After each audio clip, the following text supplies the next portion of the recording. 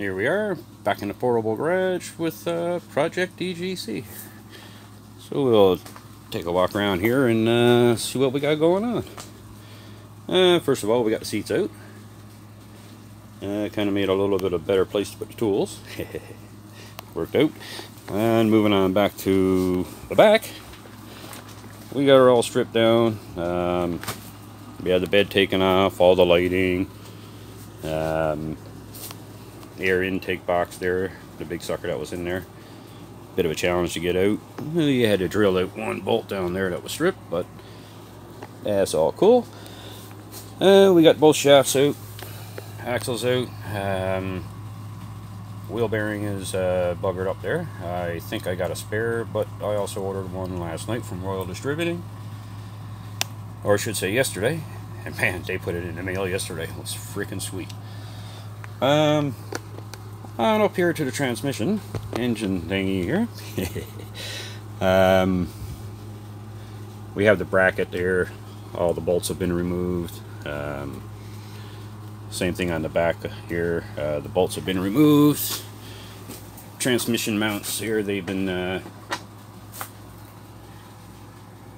we took those out. They go kind of down here. And yeah, so this side, actually, we'll get a good view of what was going on. There's that nice old busted bracket there. Getting this out is a challenge. I kind of think that the engine and transmission is supposed to come out all in one. And that's like a couple £100 that I don't feel like lifting on. But, like any puzzle, that hole is big enough for that thing to come out, and it's going to come out. Just got to figure it out. And if any of you folks out there are familiar with anything like this and got any tips for me, I would be freaking happy to hear about them. But yeah, today's project, see if I can pull this transmission out. And before I go, I guess I'll show you a little bit of the mess that we pulled out here. As part of the snorkel, that's the great big old air intake. And the tail light's falling down there.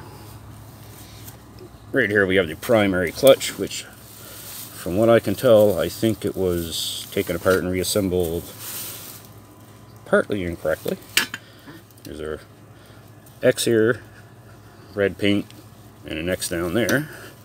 Now those X's line up, but that red paint appears that it should line up with this red paint. So I believe when they did some work on this, they may have slightly made an error in reassembly.